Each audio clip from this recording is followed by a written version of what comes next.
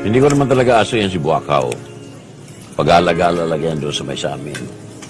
Nawili lang yun sa akin dahil kadalasan, pag hindi ko naubos ang pagkain ko, binibigay ko sa kanya. Kaya yun, hindi na umalis. Ayos ba, Buakaw? Approve, ah? Tinudugo ka. Buakaw! Malat na po ang cancer niya, Lo. May isa po kayong option. Ano yun? Pwede po natin siyang patulugin at tapusin na lang po ang paghihirap niya.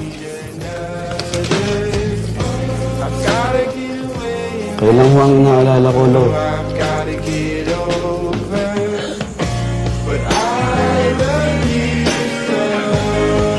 Father, posible kayang galit sa akin ang Diyos at pinahihirapan niya ang aso ko para parusahan ako?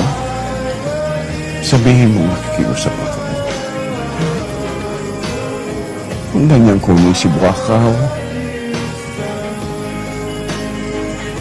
sabihin mo nagmamakaawa ako.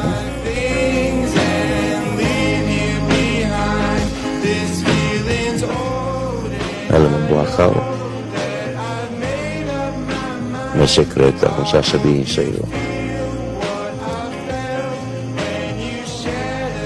Hindi si Saldi ang best friend ko.